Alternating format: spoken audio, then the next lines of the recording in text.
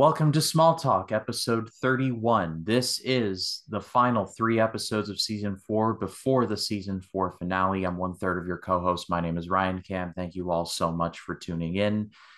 And yeah, the end is near for season four, and things are getting very exciting. But before we dive in, I have to introduce my two co hosts, who is, he's fondling himself. Why are you the way that you are? Or at least he's fondling a Dragon Ball. That's his tribute to the late great Akira Toriyama. Rest in peace. It's Jacob Collins from 3D Movie Cinema. How are you? Well, somebody had to fondle this guy's balls. I figure I might as well fondle them one last time as a send off to him. Because that's Um, what Toriyama would have wanted. that's what he would have wanted, us to fondle his Dragon Balls.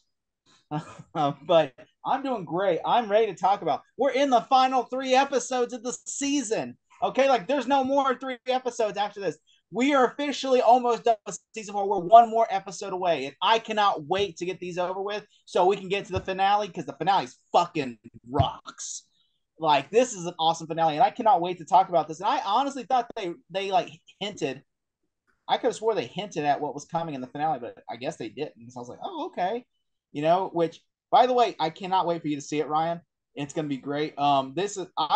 These episodes are okay. Like I honestly think for like the last three episodes, these are kind of weaker. The Lex stuff is great, but I think like the three episodes, I'm like really like one episode's basically House of Wax, and then the other one is basically like it's just like the blind episode, only this time Clark is memory loss, and then the other episode is basically like the one episode Ryan episode, only this time this kid's like a basically Doomsday from Batman versus Superman. Yeah, these episodes all feel very samey, for lack of a better word. But we'll cross that bridge in a minute. But first, I have to introduce Matt Wyatt. Matt, how you doing? Well, Jake, I'm glad that you're having fun with that Dragon Ball, and that's how you want to grant wishes, pal. Just that's all you have to do. Just be fondled with that grip on that just, thing. just fondle a dead Asian man's balls, and that's how you Yeah, get fondle that wishes. Dan Age man's balls.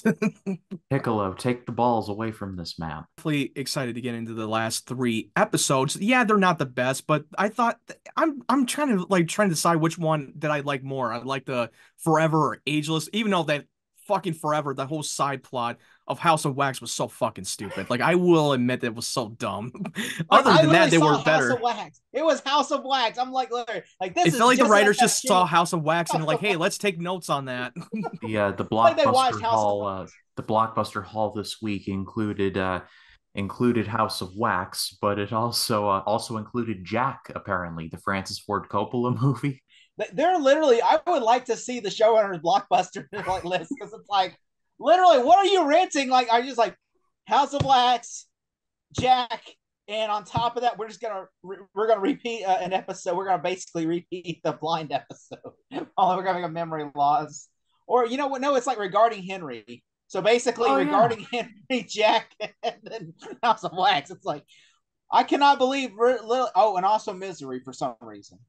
I was going to say Memento, but regarding Henry works here too. But let's with that in mind, before we dive into the episodes, I just want to give a brief programming note for the series. Today, this episode will drop. This is episode 31, season 4, episodes 19, 20, and 21. But then later on tonight at 9 p.m. East on this channel, it is the season 4 watch party, the season 4 finale watch party, 9 o'clock East on this YouTube channel. So be on the lookout for that.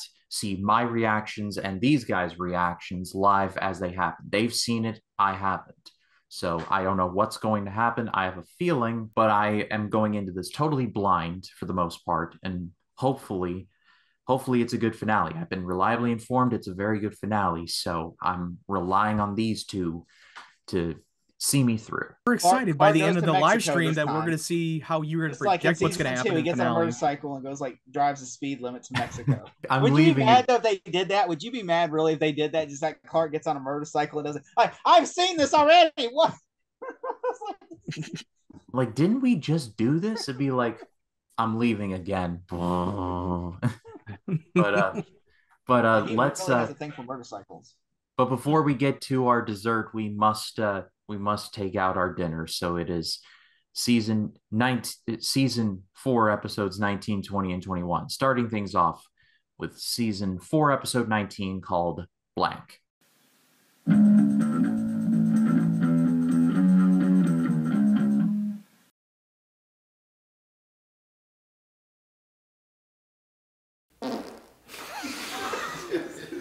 After the Talon is robbed, Clark chases perpetrator Kevin Grady, whom has the ability to erase people's minds. Grady erases Clark's memories in an attempt to escape. Chloe helps Clark to protect his secret and recollect his memories while looking for Kevin's father, the scientist Lawrence Grady. They learn that Kevin was the subject of an experiment of his own father. Meanwhile, Lana becomes more uncertain where she stands with Jason and must decide if she wants to leave Smallville after graduation or stay there with him. So, like we were kind of joking about, this episode is basically the blind episode, but instead of Clark losing his sight, he loses his memory for about a day. But Jacob, what did you think? First off, like this is like we'll say shout out to the guy who played the bad guy. He played Aaron Samuels in Mean Girls. You know, Jonathan, I think his name is Jonathan Bennett. Yeah, yeah. Jonathan. And did you know that he was in Cheaper by the Dozen too with Tom Welling, and Yeah, that they Tom worked on a Welling, year yeah. later? Yeah, a year later. I'm sure probably Tom Welling probably suggested it. I'm sure when we get to small, they talk, they'll probably say, "Yeah, I worked with him. He's a great guy." Because I mean, everyone has said he is a really nice guy. Oh You yeah, know, I'm pretty yeah. sure he is. Which you know what I will say, he was good in this episode. Like I liked how they like you set him up as the villain when he's not the villain, like the dad is. And I like that, you know, because it's like I like it flips the script on us. And I'm like, that actually is pretty cool because, like, you know, and they team up at the end of the episode. I'm like, it's really cool. Like, I actually really enjoyed his arc. I thought it was like, oh, great, it's a freak of the week again. And I'm sure Clark's gonna have to stop him, and it's going, oh, great, here we go. But then it flips the script on you, and you're like, okay, this is much more enjoyable. It would have been worse if they would have just stuck to their gun and said, okay, it would have been so Clark. predictable. It would have been such a predictable episode then. And yeah, like you said, they did flip the script. But also, if you notice the dad, he's the same actor that was in Freddy vs. Jason. They do the exact same thing. He's literally playing the same character. He has the exact same job description. He literally wants to wipe his child's memories. I'm like, are you fucking serious? He even works for a place like that. He even works for like a place like Summerhold where he has to wipe. I mean, that was so convenient that he got typecast in the same role. He's literally playing the same character. Freddy vs. Jason came out a year before, so literally a year. It was a year after. It was the year after that Freddy vs. Jason came out. 2014 is when this episode airs. That means in 2013, Freddy vs. Jason hits. He's playing the exact same role. I'm like, are you serious? Did they just not have anyone else? They're like, all right, let's get the dad from Freddy versus Jason. He's a perfect guy for the fit. Let's go get him. Yeah, the actor in question is named Tom Butler, and I'm sure the conversation went, all right, Mr. Butler, Principal Reynolds is already booked. You want the role? I'm just saying, like, I just can't believe that, like, they literally cast the same dad, he plays the same role. It's like literally like it'd be like if they hired the cop from Freddy versus Jason to play a cop. And I'm just like, really? Like I mean, which is Canada, so like, you know, like they're trying to find whoever they can get. You know, nowadays you could probably get a range of people, but nowadays, back then, it's like, look, we don't have a lot of people in Vancouver. Like that's like, so it's like, yeah, like you're gonna see a lot of people playing the exact same roles, you know, in this show because you're like, oh, hey, he was like just like last week we discussed with that one guy who was like that got turned to an old man, and now he's like, oh, he's getting electrocuted by Lana. It's like, yeah, if they keep recasting and bringing in the same people, which I like this guy. I will say, I don't know if he's done this before, but it is a really good role he played, you know. And this episode starts out with Lois in a coffee shop. Okay. Mm-hmm. Yeah. This guy steals money out of the register, okay, and Lois catches him, then he wipes her memory in front of everybody, but no one sees this. Like, he literally does this. She goes, hey, and then he goes, yeah. No one, and for some reason, nobody's watching. He's doing it out in the open in public area. And just when Clark and Chloe went inside, and then she realized that the register got robbed, and Clark suddenly finds him out of nowhere. Who knows? How did you know that this is the guy who robbed it? Like, how the fuck did you find him so quickly? Maybe Kevin is secretly Kevin Von Erich in disguise, the Iron Claw and all that. Yeah, that scene really bothered me with Clark. Just suddenly he just finds the guy who robbed the fucking register. Like, how the hell did you know? You literally just walked right in, like, right after he left. And I don't know, maybe it was just me, but if I saw a dude doing that, I'd be like, "What are you raiding? Like, what are you doing with your hand there, dude?" Or no, or no, what do you horror? What do you like a Scorpio? Get over here! Get over here. Mortal Kombat. Get over here. Comes to with Clark getting this memory wiped. It only happened for ordinary people. It only got wiped out for like a few minutes, but it got wiped out his entire life. Yeah, and thematically, I get what they were trying to go for, but at the same time, I'm like, man, what would happen if like Zod get like zapped by that thing, or like Lex gets zapped by that thing? It'd be like he's Well, already with, had his poor mind with wiped Lex, already. He's yeah. Even though that Lex is technically a meteor freak, but it wouldn't have happened to him as much as it affected on Clark. Maybe it would have happened with Kryptonians. Maybe that would make sense because that guy is technically a meteor infected. I agree. I will say that I did you already read the episode out, like what the plot? No, I did not read the episode of the plot. No, I'm saying the plot. Did you read the plot out, like the synopsis for the episode? No. Ryan. Oh, you're talking to Ryan. I was Yeah, I read it off of Okay, IMDb I like guess I I always forgot. do. Okay, I was thinking. I will say I did like how Chloe covers for Clark, even though he never revealed his secret. She's trying to be that true friend, and I like that. And Yeah, I've I been did wanting. like that too. I did like the part where what happened if Clark just had a clean slate and now he's discovering his abilities, but also he doesn't have the weight carrying around on his shoulder like 24/7. And Where he's now still falling in love with Lana. yeah, he's still falling in love with Lana, getting the premature ejaculation. It's really like they're The just moment he just trying to lays sort of the eyes suck on her, he's you like, into this Lois and oh, Clark. gets It's horny. almost like this show does not want ever Lois and Clark to ever become a couple. They're just trying to get Clark and Lana because Yeah, that's what I was kept yelling at the TV. I was like, what the fuck? Like, why are you trying so hard to not it's have like they Lois and try to Clark be set up like they're together? always meant to be together. To quote Bill Maher, it's kind of like fetch. You can try to make it happen, but it's never gonna. Like, I did love the part with Lois just seeing notice that he lost his memory. Like, oh, at least you still got clothes on. I completely died. That was Yeah, hilarious. that was pretty funny. I actually got a chuckle out of that one. I And also Clark was like, like what? Like, huh? I also like that, like, Lana. I like Lana breaking up with Jason. Oh man, that got a little serious right there. The moment that He she literally threatened her. rejected. Yeah, you inadvertently threatened her. Like, wow, like he's I was starting to slip protecting you. up.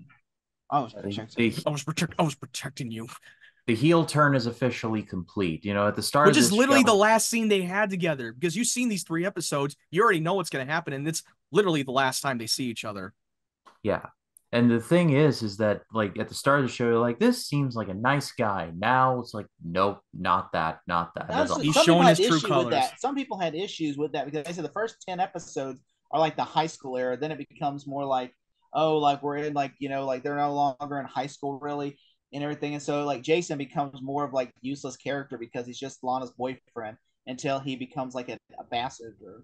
And it's like I kind of do agree with the fans a little bit. Some people hate season 4 because they're like, oh, they mess up Jason's arc on the show. I'm like, well, to be fair, Jason literally was like, like obviously they were setting him up for something. They weren't just like, I'm sure they weren't just going to be like, I Well, they didn't really want him. think Well, the writers did not like want him to be just some Lana's boyfriend. Like they want him to have a little bit of a prominent role because Jensen I Ackles was like only him as a signed on for coach. one season to be a regular. He wasn't signed on for multiple seasons, so it makes sense that they have to find some way to be They important and Alan then how to Miles write did him out of the say show. they did want him back for the season premiere, but they said what happened was he couldn't do it because of Supernatural. Yeah, because Supernatural, that's true. That had And just so he started, could, right? yeah, I think it no, was Supernatural around just in started with season early 5. 2005 when they started production for the first season.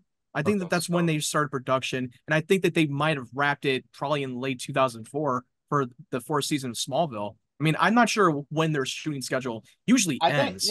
when by the time he left because I think he left he left Smallville and then joined Supernatural. Yeah. That's right. It's I not feel like like this Jason was is it's not like Jason is just there to be like, hey Lana, you want to see what's on Netflix? And like, no, he's doing stuff. they're And gonna Netflix and chill. He's up to something.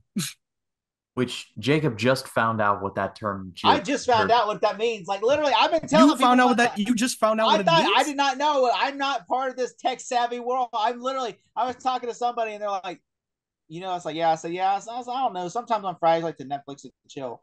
And they were like, "What?" And I'm like, "Yeah, like Netflix and chill." I said, I've been watching Arrow on Netflix and sometimes like on Fridays because I just want to Netflix and chill." And they're like, "Say that again." And I'm like, "I like to Netflix and chill." I was like, "With who? By yourself?" I'm like, "Yeah, I don't want to chill with nobody else because I just want to watch TV." I mean, sometimes you don't want to.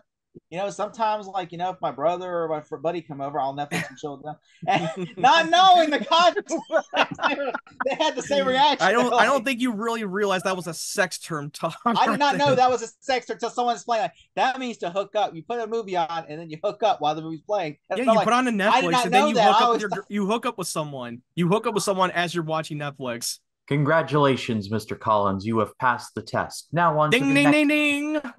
Now on to the next module, Riz 101. I know what Riz is now. I've been watching YouTubers. I've seen YouTubers do that shit, Riz. Like we're gonna Riz up some girls. Like like Which is I not the understand. own that they think it is. I don't know. I'm getting too old for this technology. I'm like Jason, the old millennial. Used to like, I'm like just too old. I'm gonna call myself. I'm just too old. I'm just too old for this technology. These damn kids. Let me tell You you, damn these kids. damn kids. Back Back in in my my day, we didn't have the TikTok. We were Back in literally my had the days, we MySpace. didn't have to talk. We had back the in my MySpace. day, back in Back my in day, my we didn't day. have the We had, Instagrams. On Valentine's Day, we gave each other candy grams. Damn right. We gave each other we also we had gave each other 15 friends Coors on Line and MySpace. some women now. You only could Bang on have the your eight. tractor. And back day, we could, on MySpace, you could only have your friends for 8 spaces. So if you were in the 8 spaces, you were popular. Back And to if my you days, we had girls and we had sex on the tractor. Back then, Have some ice cold beer and sex on the tractor. if you went on the airplane and joined the Mile High Club, it was considered an act of awesomeness. It wasn't considered an act of terrorism. but back to reality now. No, I'm just saying, yeah, Jason really did it felt like I just feel like with Jason, it's like, okay, haven't we did this already with Adam? It feels like now Jason is like, oh, we got to protect the stones because Lana's gonna kill our ancestors, so we got to kill Lana. We're watching Lana because we're gonna have to kill her, and once we get the stones, I'm like, what? I kind of wish that I would have. I would love to ask the showrunners if Christopher Reeves was still alive and Margaret Kidler was still on the show, what would you have done with her? I'm sure they would have probably did something similar with Oh, her. they would have done a lot more with these characters throughout Yeah. the season. They would have had a lot of prominent role in season 4, if I'm guessing, if they were alive today. But did Bridget Crosby show up before? I know she showed up before Genevieve Teague, but I'm wondering, did Genevieve Teague show up during Bridget Crosby when she was still on the show, or did she only show up after? Because I'm pretty sure. I'm pretty sure it was after Bridget Crosby. I'm sure once she left the show, I'm sure once Kidler left the show, they probably just brought Genevieve Teague in as a replacement to Bridget Crosby, and they were like, "Look, That would make sense. rework our storyline with her." I'm sure, but it would probably have been Margaret Kidler that would have gone after that. Would have literally had that storyline of like threatening Lionel and everything, because it seems like that's what they were building towards. They probably would have done more with Bridget Crosby if she did not leave the show so soon. Because she only made an appearance for 2 episodes, one in the first episode and one after the transference episode.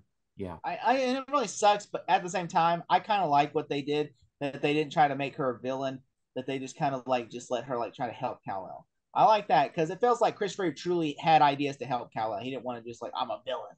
Unlike the Teagues, who are psychos. Pretty much. We'll get to them. They're psychotic fanatics. Like it's like literally like they're cult worshippers of this like stone. Like, this is our entire life over here. Lionel like, this is our worth. I'm like, but yeah. Which I will say though, with this episode, going back, because we'll get to that part. What trust me, we will. I do like Clark getting heat when he sees Lana. Like he's literally in heat when he sees Lana. Like he literally just goes. Yeah, he got a little horny for a brief moment until he got it like pure ejaculation, like premature ejaculation. Oh, who is that? God.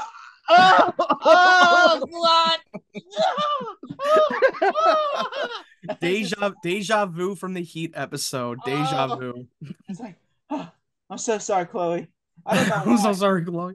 I did like the part where he just discovered X-ray vision again, and then it just reveals it to Chloe, and just the moment she just starts covering her chest, it's like, you think you can see solid objects? What? He literally, this is so stupid though. He couldn't literally see. And he's like, I have X-ray vision. Your hands, I'll just see your, I'll still see them because your hands. I I'll can see, still see him. like, just like that episode where Pete, whenever they had X-ray vision, he's like, I'm looking, checking, and then he's like doing this, and he's like, Earth to Clark. I can still see past your hand. By the way, gee, I wanted to, I've been wanting to ask this for a couple weeks now. Have you guys missed Pete being on the show or no? Oh yeah, I've always missed Pete on the show. You like, I don't really feel like I miss him, but I don't really think about him. When I'm almost like, oh I'm yeah, with you on Pete that. was in it. I am with you on that. Like, I do miss him, his presence on the show, but at the same time, you don't really think about it because you're so well invested in the story It's not like that when you you don't really. watch Walking He is Dead and not really Ripley, on you're your like, mind oh at the man. moment. The It's not like, thing, because he's not like a person like, for instance, like when Walking Dead, when Rick left it, Walking Dead, you're like, oh, I miss No, Rick, but man. when Rick, it comes Rick. to Rick, like, yeah, you miss the guy like all the He's the time because lead. he was the leading man on the show. yeah, Compared to like this, where it's like you have the leading man on the show. Yeah, we still have a lot of important main characters that were still in. We only Yeah. had one character that left the show. I will say I do like that. Like we still Chloe, Lois is a good replacement for Pete because Lois is great. Oh yeah, yeah, the scene in the barn where she was telling him, like, even though you don't have all the memories of your life, you could still play the game. You can still, and you have to trust your instinct of who you trust other people, which I love the advice that she gave to Clark, which that was a good part of that episode that I really liked. yeah. That I was also an like how all-timer Lois moment right there. I It's like like, how hey, the oh, like, bad what do guy. you feel about me right now? That I have a feeling that we don't like each other very much. Good, making progress. Like, damn, dude. I like how the bad guy is not just a bad guy; he's just someone that's down on his luck. Like he Oh yeah, literally because he's not just like a bad guy. He's just a kid. He's just a runaway kid who and wants it's a really clean slate, fucked and he's up though. I filling with was that thinking about guilt. Ryan when I was watching this, going, Ryan, what did you think whenever you see his backstory, where it's like his father did something horrific to He had, him? yeah, they went on the hunting ground, and then he discovers that it wasn't him that killed his brother, and the fucking, like, with that fucking double barrel. Yeah, No, it was his dad. It was like, oh, and his dad is trying to cover his own ass by planting that fake memory in his own son. I'm like, to me, that was just so horrific. Like he shot his own child, and You then made he your son believe that he was the one that killed his brother. Like, what the fuck? That's so fucked up shit. that's a Lionel move right there. You're gaslighting your own son just to Yeah, like. you're completely gaslighting him. I mean, I was like, that is so horrific. Especially you see the dead child just keep getting like shot and going down. I'm like, damn, they must have really Smallville. The showrunners must really like killing children in the show. They're like, there's the only time we get to do it. Well, Watch this. They don't have Dead, problem holding back killing dead children on the child. show. They killed a baby in season 3. They're like, you think we're scared of killing children? We kill that baby. We will Well, kill. to be fair, but also remember with James Cameron, he has no problem killing children too in his early days of filming the movies, like I'm just T2 saying, or like, Titanic. He's killed this a is lot of TV. babies in there. I'm surprised the showrunners like, look, guy, like, the network was like, look, we get the enthusiasm, but we can't keep showing a dead child. It seems like you just like it's like this is like just a like I a think that that time, as repeat time clip. goes on with the network on shows, that they don't want to take any more chances of killing children over and over again. But when it comes to streaming, they would have no issue with that. When it comes to streaming, or I'm HBO. I'm just saying, like, really, I think in terms of practice, in terms of there's like, or terms of practices reviewed this episode was like, yeah, I don't know. And they're like, oh, it's part of Superman's lore. Really? I mean, this guy it's not in Superman's mythology though. It'll work. I'm like, okay, I guess. I had the terms of practice, like, we never read Superman comics, so if they say so, I guess okay. You know, it's just like, I mean, I'm just saying this episode, that moment, I was like, this is a really fucked up idea. It's like not only a hunting trip. You see a child. It is not like a teenage boy. It's a child that gets shot multiple times from different perspectives, and then you see the dad kill him multiple times, and I'm just like, I think we got it the first time that who dies. I don't think we need to know like every they played vantage. that on. They were constantly playing that shit on loop. It's Yeah, just like, we poke fun at some of the freaks of the week that we've covered here on this show, but some of them have genuinely like dark ass backstories. There's another highlight is when Lex is now going to take that advantage of his amnesia to see if he would slip up in his little deep dark I like how she secrets, whispers. especially starting with the cave wall. Now he's trying to fucking trick him and gaslighting him. Chloe said in a superhero, like, be careful, Clark. Like, Yeah, he's like, you better be careful. What are you talking to with Lex? Just because you're your friend doesn't mean you can trust them. Loose lips sink ships and all of that. I also like I like Clark going to the mansion to see Summerholt memories, and I think Lex taking Clark to the cave to get information. I like that, and Chloe telling Clark to be careful. Clark, I also like Clark confronting Kevin about it, and then when they go down there, I like how whenever Clark grabs that, he grabs that. You see the sheriff Adams, and you see Clark. Oh Yeah, yeah, when he gets and his they're like, memories back. I shouldn't be But also calling the you sheriff, Smallville. here's the thing, the sheriff is going Oh downtown to my! Metropolis, which that's out of her jurisdiction. He's Yes. I like, don't think no. Summerholt is not in downtown Metropolis. I could have Summerholt's sworn in that was in Metropolis. no, I it's in could. Smallville. It is? Oh, Yeah, okay. Then that makes sense. yeah, it would have I been could out have of her sworn that was jurisdiction. Metropolis. Yeah, she remember she was like, "Oh my lord," and then like Lois is like, "I shouldn't be calling you Smallville anymore." Because Dude, that would have been crazy. That would have been crazy that they would have found out right then and there. But luckily, that he Kevin just was did the this. one that You know, wiped their memories for a few minutes. Like I would have kept the that would. sheriff. I would have kept the sheriff's member because I'm like, look, this will get her off my ass. Okay, literally, this will be like, I would Yeah, say that would this have been would help. interesting. I did like the scene where Clark gives Kevin the pep talk when he lost all of his memories. Like just like even when he loses all of his memories, he's still the same Clark doing all the right thing and doing inspiring other people. And that's one of my favorite parts of that episode that I really enjoyed. Yeah, it really shows that if you reset everything back to square zero, this Clark Kent will still do the right thing. I love that. I love the spirit of that. And I also like that Clark not knowing about the kryptonite, so he just walks in there. He's like, uh, Oh, oh. Yeah, like he he's didn't. just Yeah, because to be fair, because Chloe did not know, doesn't know everything about his origin. She still assumes that he has superpowers, and she assumed that he might be infected by the meteors, and she has no idea that he's an alien. Also, I like that Clark's. I like at the end of the mansion where Lex is talking about legacies, and is that in this episode? Yeah, I'm pretty sure I it think is. that No, had to be in this episode. I could be No, wrong. that's the next episode. yeah, But I I'm do going like to that say how it's the Lex and next. Clark at the end of the episode Broke into are. his barn and stole some of his belonging from that page in the cave I at thought, the yeah, end. Lex I is was like like, just a you sneaky little bastard. Like I yeah. knew he was gonna Lex. do that. Like, come on. Like he literally like Clark literally gave away of what he knew about some of the cave on the walls. It was in the barn, the loft. And then how convenient. He walked out of the barn as Clark going towards them. Like, yeah, he was probably snooping around on your shit. But one thing I forgot to mention, I did like the part at the end with Chloe and Clark. And Clark is asking, like, what did I do? And she's like, you trusted me. Ooh, Clark should have spotted that That was she good. That probably was saw good. something do something unusual. I mean, at this point, if like Chloe's pretty much every episode going, hello, Like you're hello. This literally was a calling good it off. episode for You Chloe. literally cannot piece it together. She clearly knows she knows your secret. Like at this point, if Clark doesn't know, he's never gonna know. Like how But gullible can he really be? let's go to ratings. So Jacob, 1 to 10 Shields. What do you got? But 7 out of 10. Shield. All right, Matt. What about you? Yeah, same thing. It's a seven. Solid episode, not its best, but it has its moments. Yep. Yeah, we are simpatico. I'm gonna go 7 as well. I like this.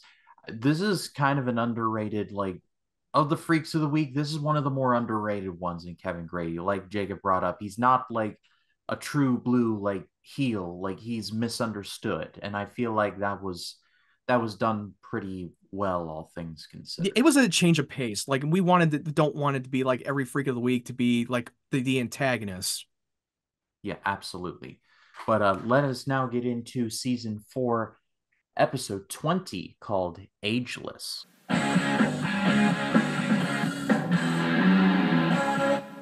On the WB Wednesday.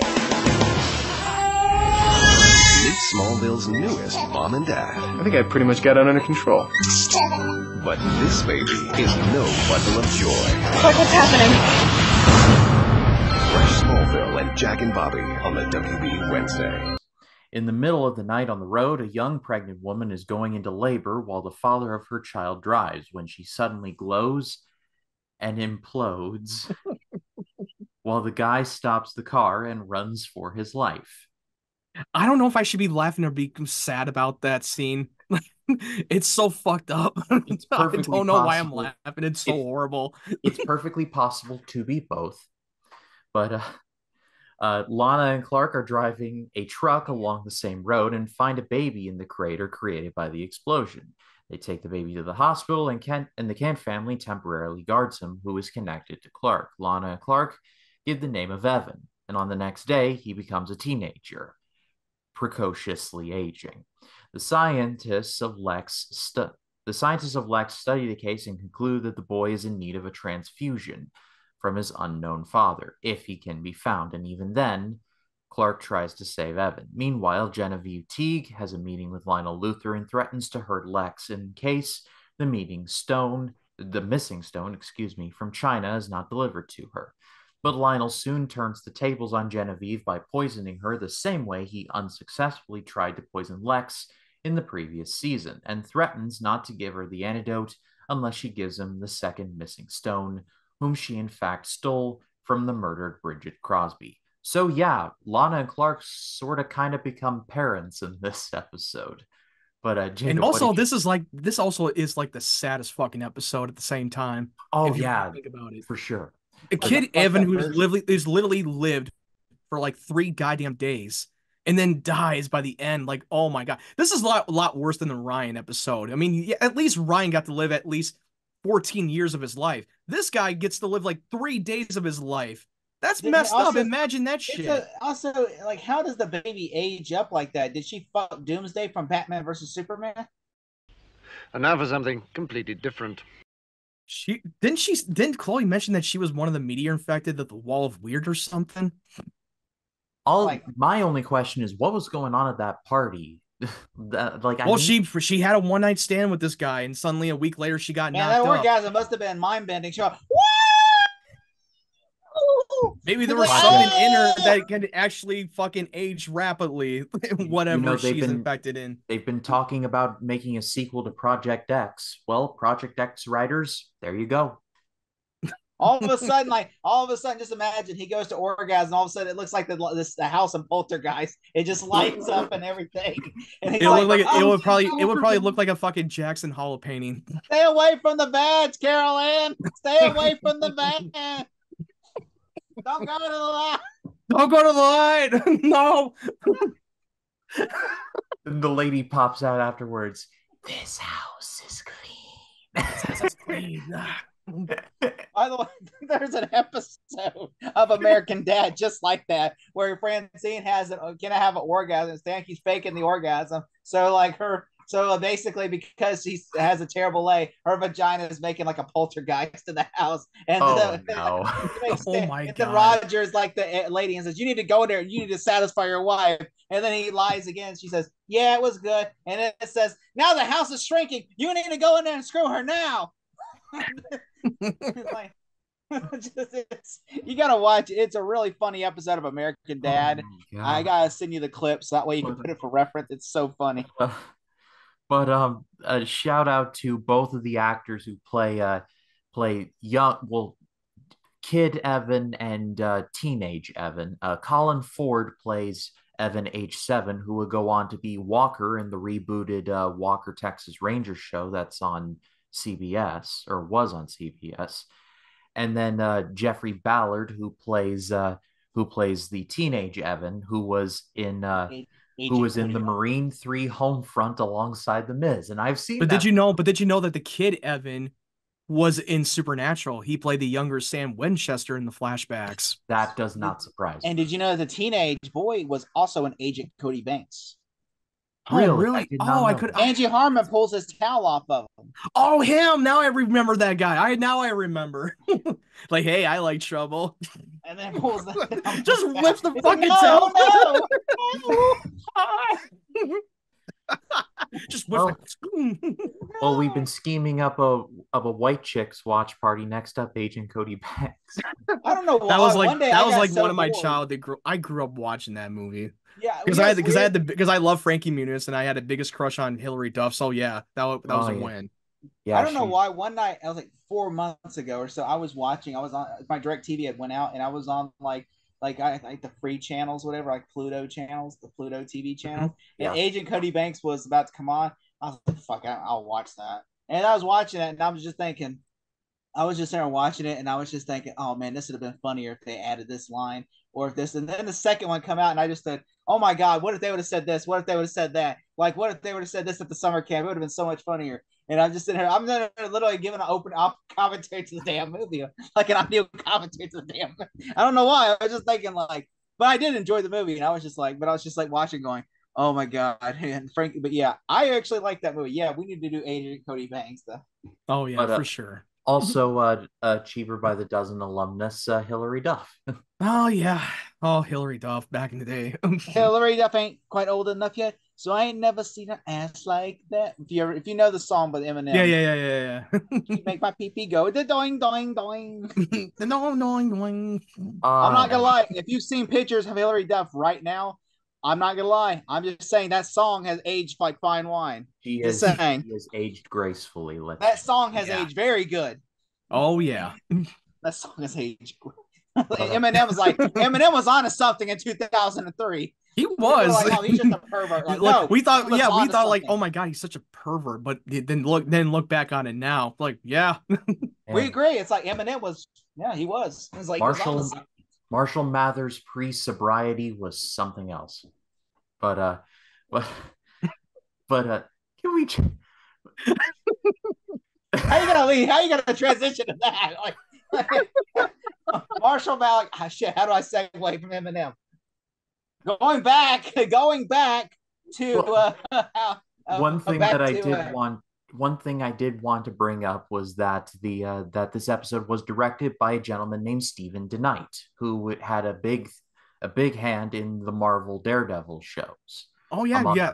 he was Because the showrunner for Daredevil season 1, oh yeah, the season 1, but and he also directed because he Pacific started. Rim Jobs Uprising. Yeah, that movie, like we don't talk about that, but also he started he I don't think he started like written and produced episodes. It was like in early season 4 when he started doing it, when he started jumping on to Smallville. And then he was the showrunner from the Star series Spartacus, which to me, Spartacus is my second all-time favorite show. I like reading his tweets on Twitter because he's very funny on Twitter. Like he's Oh very yeah, like, he's hilarious on Twitter. like someone asked him about Daredevil like one time, and I was like, I saw an old tweet of his where he brought it back up. He says, he goes, is Daredevil going to be Catholic? And he goes, you can't have the DD without the CC. But can we just talk about how good like Clark is as a dad? Like he's like the best. Oh yeah, I mean that was like a good part about this episode, learning how to be a father and how easy that he wants to raise a kid like right away. He wants to take in Evan and be his own son of his own. Like I love that part. I also like how the boy's growing and consider Clark and Lana as a parent, and I like how literally like Clark is literally relating to this boy, like where he was like, you're like because he feels like an alien from another planet, where Clark is an alien from another planet. He's relating to him, where he's like, I know what you're going through. I had the same thing happen where you were just left in a field somewhere, like Clark was just left in a field somewhere, you know? And I love that the teenage Evan, his performance, knowing that he knows he's gonna die and that he's aging rapidly, and there's nothing they can do to stop that. I mean, Especially at the end, like oh where my he just God. dies in Clark's arms. Like Clark's like, I'm here for you, I'm here. Dude, Like the to me, fucking his birth father couldn't even help him with the bone marrow I transplant. almost He was shed a such a tear that scene. douchebag. I would His say fuck that guy. his birth father is such a dick in this episode. I was like, oh I no, thought I it was want to stupid help. how he He's a died. freak. I He's thought a it was monster. stupid how he He died. treated him like he was a monster. Like, what the hell? You're a dick. Well, technically, it's your balls, dude, because you're literally your sperm is what's like, what is a monster. So guess what? It's his You fault need that she to died. No, that's blame your her. your ejaculation is what killed her. That's your Yeah, fault, blame pal. your dirty dick, you asshole. He You has can't the keep your same dirty dick in your attitude. pants. He has the same attitude as Billy Batson's mom from Shazam. Oh my God. Ugh. I mean, really, deadbeat parents. I mean, you know what? Clark should have literally homelanded and took him and then threw him off the plane. But you know what? He should have just said grab his ass and force him and fucking super speed him in a lab. Like, no, you're fucking helping, motherfucker. Yeah. And then I grab him and then I rip his dick off so he couldn't have any more kids. And so that'll teach you a lesson. All right, Henry, chill. But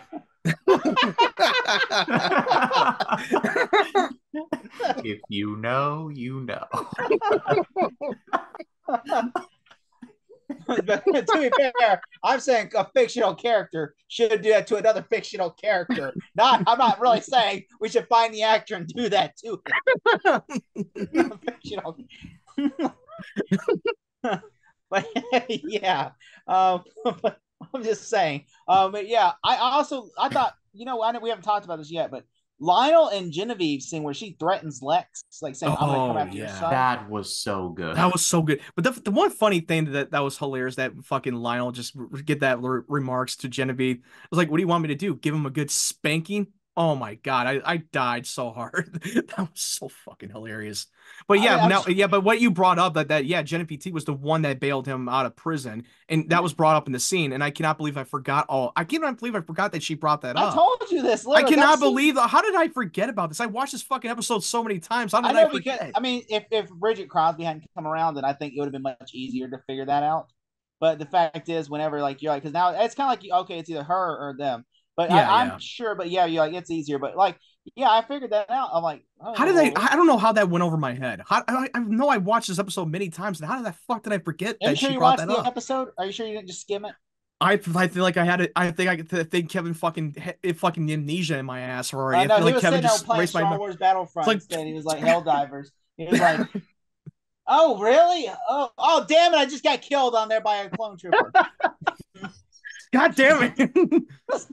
But no, I think really what I think, but no, I really like this episode. That moment when Lionel says, "A threat to my son or a threat to any Luthor is a threat to me," and Yeah, it's like that was really good. Like, oh God, Lionel is gonna really fuck her up right and then he there. poisons her. Yeah, he poisons her and tries to threaten her and tell her where the artifact was that he stole from that he murdered Bridget Crosby. And he's like, "Hey, I have the antidote, and if you go near my son, I will come after you."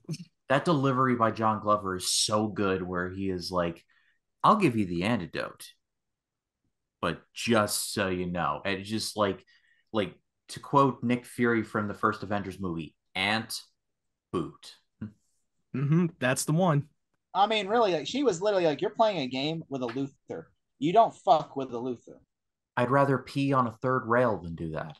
Because really, the Luthers take that like there's one rule, the one rule you don't ever do, and that is the one rule that Genevieve Teague should have learned: you do not fuck with a Luthor, because they So you don't. literally will look. We don't play fair, we play dirty. You can play dirty like us, but guess what? You're gonna get You may be squashed playing eventually. Chinese checkers, but they're playing chess. Yeah, because like Lionel literally like goes like he poisons her and everything. Like he tells like you need to be careful, and he goes, I don't care. But then he poisons her. I just thought that was like, oh man, Lionel's that If you're surrounded gangster. by That was rich gangster. people, and if you have fucking enemies, I would not drink somebody else's stuff. I do not trust that. Lionel's very ballsy for drinking her because she could have easily did that to him. That's true. You gotta always be cautious. Like if you have enemies, I would not drink someone's stuff, even if it's wine or scotch. Fuck that. If it's risk getting poison, no, pass on that. Would you like I also do think that I do like Lex's line at the end of Clark where he says, I plan on leaving a legacy, a different type of legacy. Oh yeah, when he tells them that you will be a good dad, but I'm not going to be a good dad because I was raised differently. You were raised by out of love. I was raised because he needed an heir. So there's no way I'm going to be a good dad as much live up I to that mean, expectations. Michael Rosenbaum really sells that line. I'm like, oh man, Lex's his Oh yeah, and he legacy says is that Evan's death would not be in vain, that his DNA would be good for the world for new generations, that for aging and diseases, blah blah blah. And then the scientist, the moment that Clark walks out of that mansion, the scientist is like, "You sure you want to give this research out to the world?" Eventually, it's like there's no. Oh He my. was lying out of his ass. He's got a lot of stuff that he can be used things that it could be very useful for, but it would well, not like be Lex in for season that. one would absolutely do that. But now Lex is Yeah, like, season one Lex would, but now as we get into the I'm fourth towards becoming the more end, like my father. he's already gotten more code and calculated as usual. I mean, he was about to kill Jensen Ackles in the next episode. Oh yeah. He was about to like. I will say one thing before we wrap up on this episode. I did really like. I thought it was stupid. I thought this was stupid. They literally couldn't drain the body of blood. Like the boy kills his father. Couldn't they? They grab the body, took it, and then drain his blood, drain him dry, and then What are burn you, the body. Blade? Like, what kind of strategy is that, Blade? I'm just saying they couldn't have done that. I'm just saying he literally is like, all right, you know how like cattle they drain cattle. Couldn't they have drained put him on a hook and just drained his damn blood and It's then like just like you're proposing Robin Williams's plan from that Whose Line Is It Anyway episode. Is this the loved one? All right, start up the truck, Johnny. Wow, look at him move. Like, is that your plan? on hooks and just drain him blood dry, drain his blood dry. I'm just saying, okay. Like they couldn't have drained his blood out of him or something. I mean, like I'm just saying, like if we needed blood, I don't. You say you got to drain him dry, but just Well, get they some needed the blood. bone marrow. They needed the Yeah, bone marrow transplant. I was gonna say bone marrow. That's what they needed. Yeah, Oh, yeah, they didn't bone need marrow, his sorry. blood. They need bone marrow. Well, they I think could the have bone cut his after leg he's dead, off and it's took the useless. bone marrow out of him. I mean, I don't know if it couldn't still be useful even when he's I dead. literally watched a Saw movie that just did that, where they cuts her leg off when then sticks a toe through her leg to drain bone marrow out of her leg. Oh, okay. No, yeah, you're probably right. They could have done that. I don't know because the writers don't want it to. They said They're like, so. we already killed a child once, so we can't We go want that to far kill with off it. Evan. We want to have an emotional impact. We're not going Also, to go in that that explosion direction. was not nuclear. They said nuclear. Lana goes and hides behind her car. It's not that far of a distance. Like literally, it's literally not that far of an explosion. I'm like, is this even an explosion? It looks like a rainbow explosion. It looks Well, Clark was lucky enough to cover up the explosion from getting further from the blast okay, maybe radius. it's That's why he was up there the okay. whole All right, time. I'll let Try you to have that. yeah. I'm just Because saying. even like Lex mentioned, millions of innocent people will be killed, and that's why they needed to have him being in the containment chamber. But yeah, I thought this was a decent episode. I don't think it was great, but I thought it was decent. But on that note, ratings, Jacob, what do you got? It's a tough one. I'm probably 7 out of 10. All right, Matt, what about you? I like this a lot more than the blank episode, so I'm going to give it a 7.5 out of 10. It's a better episode. I'll It has match had some that. Yes, emotional moments. It I is mean, a it's not as good as 7.5. the Ryan episode, but it still has almost on the same playing field. I'm going to agree with Matt and go 7.5. There are some genuinely emotional moments going on here. It's this episode is a little odd in that there's like moments of what we're seeing, probably going to see in the finale, but it's like we've got a little bit ways to go, and it kind of like the straining of the lack of material kind of shows. But let's close things out for this episode. Let us talk about the penultimate episode of season 4, episode 21, called Forever. Hi, this is Tom Welling. You're watching Smallville on the WB Wednesday night.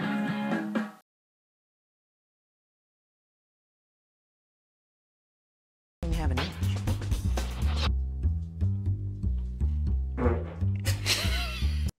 On the last day of Smallville High before graduation, the emotionally disturbed and frustrated photographer of the torch, Brendan Nash, no relation to Kevin Nash, feels rejected by the universities and decides to abduct some schoolmates to stay with him forever in a replica of the school because, like Jacob pointed out earlier, he had just watched the Vincent Price classic House of Wax and was like, I have an idea. He uses his power of Medusa touch, okay, of turning people into stone and then covering them in what I'm going to assume is donut glaze, and let us not look any further into why the substances. Oh no, he was letting them. He was giving something to him. All right, it's like, why is that smell? It smells really funky. He goes. He was really excited that day. Let's just say he worked overtime that night. He got overexcited and then boom. He was literally like taking care of himself, going, "Everyone's watching to see what you do. Everybody's working for the weekend." He was taking schools out. He went all risky business style. He was taking schools out forever a little too literally. Also, does anyone realize the plot of this makes no sense? How did he build that? Let me finish. That's one thing I wanted to bring up. How the fuck did he able to replicate? So identical. How the hell did he do it? I know you're chomping at the bit, but please let me finish. Can I finish? Please, can I finish? Okay, I'm finished. A Medusa touch of turning people into stone by mere touch and brings Lana, Chloe, and other successful schoolmates to the place. While Clark teams up with the nosy Lois to find the other students, he also talks with Jonathan and Martha over his college choices after graduation. Meanwhile, Genevieve and Jason Teague kidnap Lionel and Lex Luthor and hold them hostage in the Unabomber's cabin, in a remote mountain cabin, and torture both of them to try and retrieve the second mystical stone that Lionel took from them. So, you guys have the floor. Talk about how this plot makes no sense. Like I brought up, like how the fuck did this dude able to replicate the fucking identical to Smallville He would have High. to hire a construction company to come build the school. Exactly. He had to take photos, and I can imagine because he's a photographer. I'll imagine he takes the photos. But then how does he hire a construction company to come build this? Hey guys, you have this day. You have this day, or else you have this day to build the whole entire school like that. Like didn't he mention that he forced his dad to do all that shit and then he killed him? I don't know, but from what I know is that let's just say Miller and Goff may have inspired Inception because like this dude literally like trying to keep them in a literal dream is like it's like the plot of Inception I is mean, like also, but dumb. also, you literally want to keep some of these high school girls in the same place for eternity, but he's the kind of guy who has a hard time letting go because he feels like his life is going nowhere after high school, which was kind of a stupid Get a job at motivation. But McDonald's, also, dude. I mean, come on. you're gonna be fucking be old by the time until the day you die. Like, Be how like does that Steve make any Buscemi. sense? He'll be like Steve Buscemi walking up on a skateboard and going, How do you "Hey, do, my fellow kids? Hey hey, guys, my fellow kids, get late to class." It's like, oh, you late to class? beautiful. That was so stupid. Like, dude, you're not ageless. So how the hell you're gonna pull that off? I'm just saying, this dude must have a really good time in high school for him to want to keep high school going.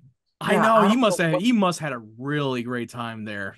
I don't know what this dude's problem was, but like high school for me was not fun. So like Yeah. Some I people couldn't. couldn't, yeah, but some people would be fucking glad to get out of that school. I'm just saying, this dude was literally like, "Oh my god, He says, I got a great idea. I'm gonna rebuild the high school and then make everyone go there." Yeah, nobody would figure out. And also, he's killing people. He's literally kidnapping people by the And picture. it's like, oh, not all of us got into college. Well, first of all, you don't need to go to college to get good fucking jobs. Let's be realistic here. No, you don't have to go to college to do all that shit. Elon Yeah, Musk said you don't have to go to college. Yep. I don't know if that's true or not. He went to I college. mean, I'm sure he did.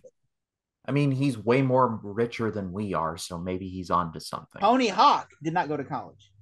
That that's is very true. true. Yeah, I'm but just saying, like, you don't really, and also on top of that, the idea of the episode is, I like this is where I feel like, okay, you lost me. Where he literally is just like he's freezing people or whatever, and on top of it, he's like literally like, "Hey, I'll see you at lunch." How are you going to feed them for 10 years plus? Yeah, You don't like, have any money because you don't wait, have a job. where do Like, you get your here's a where what do if you the get power food goes out? supplies? What if Yeah, the power goes out? What if a twister happens? It just raises too many questions. yeah, yeah, this you dude's literally plan- don't like. How are you able to afford food supplies for everybody? This dude's plan was to brainwash the entirety of Smallville High and then just keep them in this school for an undetermined period of time. Like I have two jokes for this. Number one, the Tony Stark clip of saying him not a great plan, and then the Big Lebowski clip of Lebowski looking down and he's like, seems exhausting.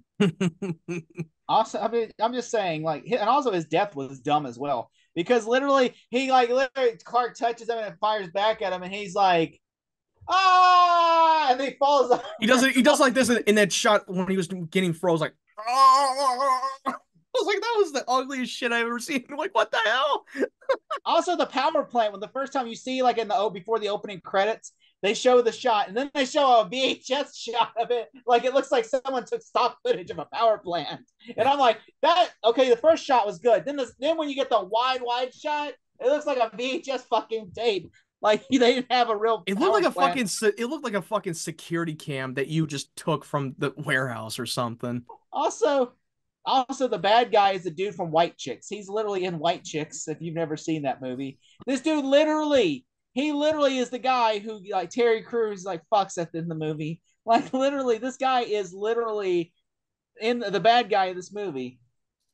The guy who literally goes to town on the Chihuahua. Yeah, he goes to town that Chihuahua.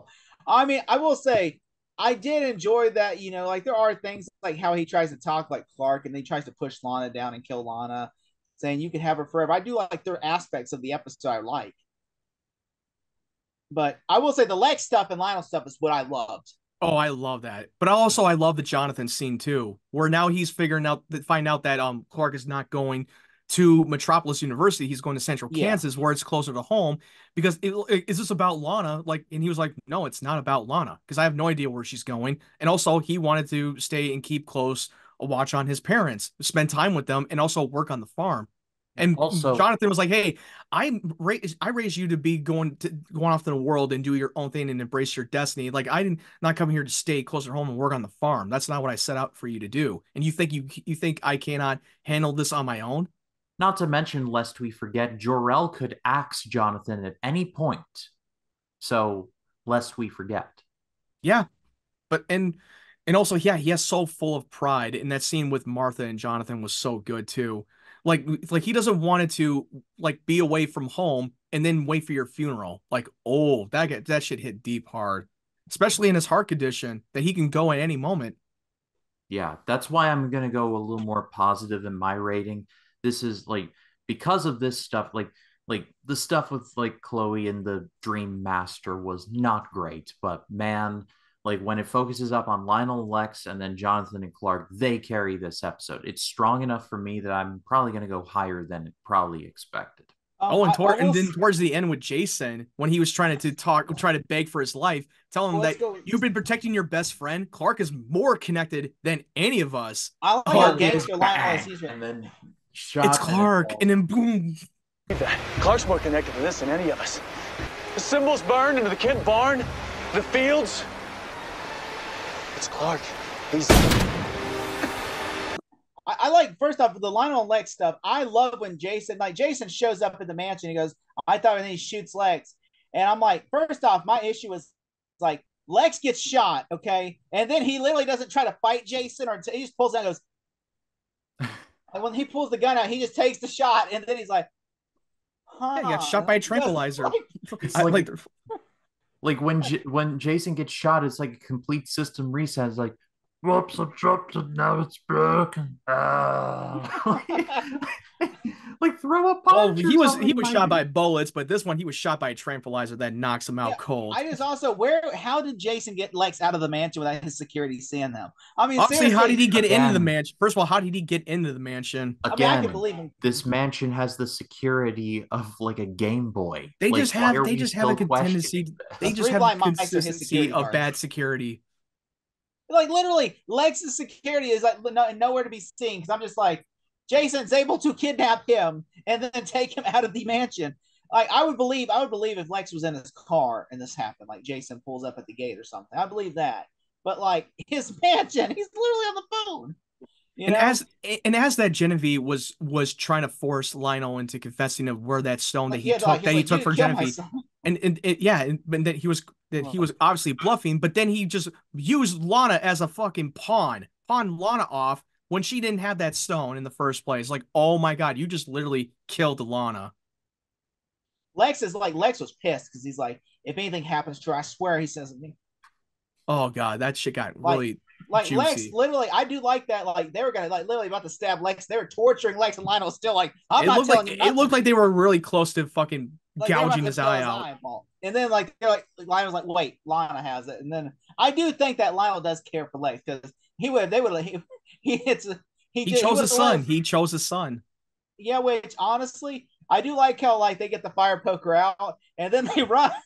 This is like a Scooby Doo part where they run and like, then he sees them and then they start taking off running. I just thought that it made me laugh. Like literally, Ryan, they see Jason and then Jason turns and sees them and they go, just run in the woods. And Lionel's like patting them on the back, like, go, go, go, go, go. Lionel's like, ruff, ruff. They're just like, zoinks, run. Like that part in Wild Wild West where Jim and Artemis see the saw thing revving up and he's like, and now we have to run. I mean, really, yeah, insert clip there. And now we have to run. But yeah, I seriously think that may be Chuckle though, like where they just see him and then he's like chasing after him, and he's like, we have to go in two different directions. And at one point in the guy I'm watching, his gun, like he shoots all of his bullets, and you see, and then the next thing you know, he has more, but he's still shooting at him, and I'm like, did he reload or something? Because there's no How many way bullets you had in that ammunition? Because he's like pow, pow, pow, pow, pow, and I'm just like, he should have been out of bullets by now. Which he probably want to call Sammy. Also, why Unlimited would ammo, she? baby. Yeah. No, you go. I'm sorry. You go ahead, Ryan. I was just saying unlimited ammo, baby. I'm just saying. It must be Call of Duty. But anyway, but anyway, yeah, Ryan. Anyway, I was sorry, Ryan got me. I was like, what? He said unlimited ammo, baby. I'm like, okay, wait, we gotta go back. I said, we gotta go back there for a second because I'm like, that caught me off guard. Scratch that, reverse it. No, okay, that's that. It's okay. It's okay, dear. It's okay. It's okay, dear. Ryan's like, okay, darling Ryan, you're next. I mean, for all you know, Jason probably got more ammo from Call of Duty Zombies. Like, But no, but this is what happened. Okay, I honestly laughed so hard that it's like we gotta go two different directions or we're gonna die. And then they run right around Jason, and then I like how Lex tackles him, and then Lex is like literally, like I said, Lex tackles him, and all of a sudden, like he's like, literally as a log, he's like Clark will like I didn't tell you to say, and then Jelano just goes bam, bam. And then all of a sudden, I did love that. I did love when Jason is like, dude, you've been protecting your best friend. You don't realize that he's part of everything. He's able to piece it all together, and he's studying from all the events that Clark was involved in, the symbols on the barn, the fields, all that stuff. But no, I like how Lex is like, what he said, you didn't either. Because Lionel was like, he was going to kill you. I killed him first, and then he goes, or he said he was going to tell me something you didn't want me to know.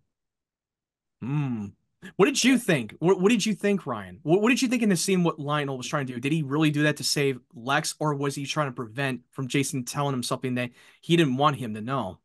I think it's the latter. Or actually, no, let me scratch that. I think it may be a little bit of both. Because I feel like Lionel knows at this point, because of transference and that whole thing, knows what Clark is.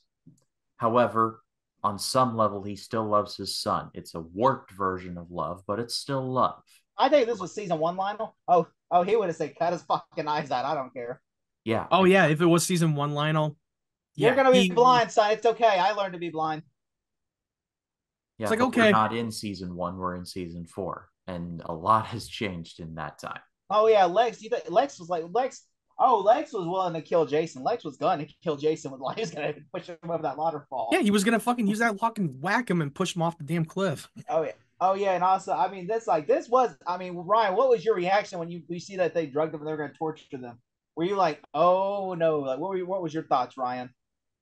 Well, I mean, they were kind of building up to this, so I was expecting, and there was no way Genevieve Teague was going to go quietly into the night on that one. There was no way she wasn't going to strike Like back. you were expecting retaliation.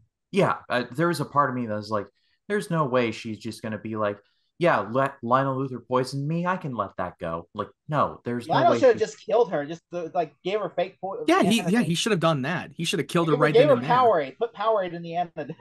And then just like she drinks and like, this is Gatorade. And he goes, yeah, you're that stupid. Do you think I would actually let you seek vengeance against me?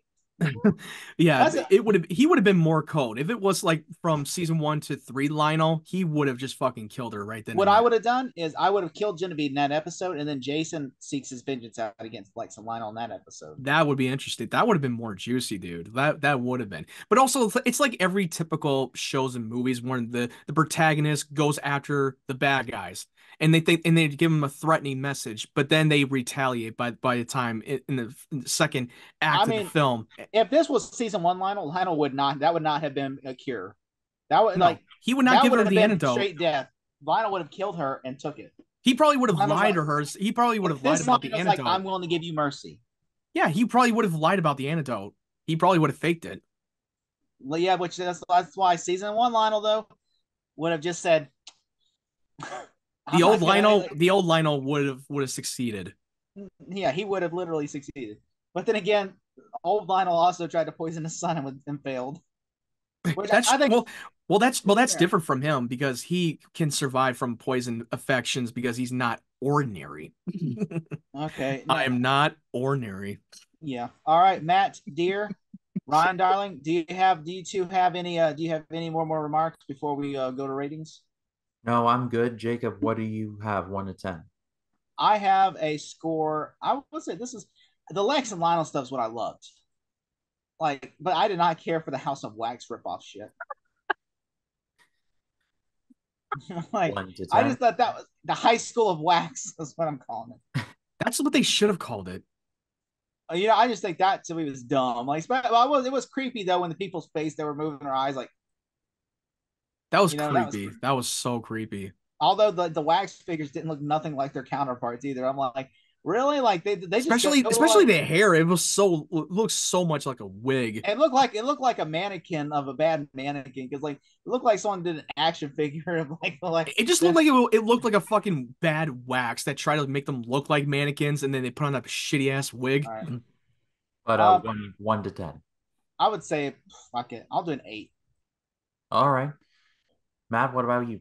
Like you said, the House of Wax episode, stupid. Jonathan, Lionel, Lex stuff, that's what truly carried the episode and moved further with the main story. So yeah, I'm on the same rating with Jake, and it's definitely an 8 out of 10. I'm going to go 8.5 because the elements that you guys talked about were so strong for me that it basically upped my score that little bit, just Okay. a little bit more than you guys. This is my favorite episode of the 3, and I know that's probably going to be controversial, but that's my stance, and I'm sticking to it. But also, it's a confirmation that by the end of the episode that now Lana's decided to stay in Smallville. Yeah. Do you think? By the way, because Ryan, you have not seen the next episode. What is your predictions going into this next episode? I want to hear your predictions. Just whatever comes to your mind. It doesn't matter. Well, I feel like Jonathan's gonna die. I feel like that's the extreme one. And Interesting. Because I mean, they did it in Man of Steel, and I know that was 2013, but Hurricane's gonna happen, and I was like, they did this. Well, they killed off Jonathan in the suit in Richard Donner's Superman movie. Yeah. So you think Jonathan's the extreme one? What is else? What do you think? What do you think is gonna happen? Like, what do you think? I think one of the Teagues gets killed off. I think Jason for sure. That's like the one that's like a no duh kind of one because and also Genevieve T is still alive. She's going after Lana with the stone. And also because now we're close to Clark's graduation from Smallville High. Now they're out of school. Graduation is now around the corner. So what do you think is gonna happen? Like, what do you think's like really like Jonathan dying? Those two are the ones that I've thought about the most, and the rest I'm just gonna leave up. Hey, come on, guess. This makes it fun. It's okay. You can guess. There's no wrong answer here. It's fun to speculate. James Gunn's not gonna debunk you. Yeah, he will not debunk you on Twitter, but by an hour later. He doesn't know that I exist, but it's funny if the showrunners debunk you, like, nope, that doesn't happen. I think Clark and Lois share their first like Clois moment. I feel like the seeds definitively get planted for that. And I feel like Lex might do something, and I don't know what, and I haven't looked ahead, and I promise I haven't looked ahead at anything. I feel like Lex is going to do something that is like Clark and Lex permanently like this forever. Like I must turn my back on you energy now. Interesting. I like that. And I know, insert Mission Impossible clip here, y'all can't tell me anything. I can neither confirm or deny without the Secretary's approval. That's my story, and I'm sticking to it. But all those questions will be answered and more at 9 o'clock Eastern here on this channel for the season 4 finale watch party. I always love doing these watch parties, seeing my my reactions as they happen. And yeah, I'm looking forward to it very much. But what did you all think of these last 3 episodes before the finale? Let us know in the comments. Love to read what you have to say. It is a privilege to do this show with both Jacob and Matt every single week. Like I look forward to it every single time. It is a highlight for me. But Jacob, I appreciate Thank you, darling. You're welcome, honey. But tell the people where they can find you. Well, you can find me. You can find me on the hub. Throwing it back, I see. Or no, you can find me. I'm in the Bill Skarsgård Crow movie. I'm one of the guys he goes after in the movie when he looks like Machine Gun Kelly. If you know, you know. I actually no. You can find me on 3D Movie Cinema. I just dropped a collab with Jason, the old millennial, last week. I did a review for Poor Things and Ghostbusters 2, and this Sunday, by this time this airs, my review with Ghostbusters 2016 with Henry Mockingbird will have dropped, and I guarantee you're gonna enjoy that one, Ryan. Yeah, definitely subscribe to Jacob's channel, especially for that video, because that's going to be interesting. Let's just leave it at that. But It's gonna be like two different reviews, like in one, because one's got a really strong opinion, the other's got a really negative opinion. You'll enjoy it, I think. Um, and yeah, that's about it, really. Matt, your link tree's in the description. Go give him a subscribe. What do you got coming up? Well, I don't really have that much going on at the moment. I might think about going out to see Kung Fu Panda 4. I might review the R-rated comedy that I have been a little bit late in the game to watch, is Anyone But You. And I'm still in the editing process for the Netflix Avatar: The Last Airbender. I know I'm a little behind, but I will get into the process of editing the video soon. All right. Well, yeah, Matt's link tree is in the description. Go give him a subscribe there. As for this channel, the road to Godzilla X Kong continues. However, we are nearing the bitter end. I want to thank Jacob for being on to talk about the Peter Jackson King Kong. That was a great time recording that one. That is currently live on the channel. Coming up this week will be Shin Godzilla, the newest standalone one from Toho, Kong Skull Island, and a combination review of all the Netflix Godzilla anime ones that they released in the late 2010s. Because they moved the release date, I had to combine them all into one video. So that'll be this coming Saturday. And then the 1999 project also will be continuing as we crawl through the month of March with movies like Ed TV, which I am watching for the very first time, directed by Ron Howard and starring Matthew McConaughey. But for Matt Wyatt, for Jacob Collins, my name is Ryan Camp. For Truth, for Justice, for the American Way, we will see you all at the watch party. Y'all take care. We love you More than you'll ever know.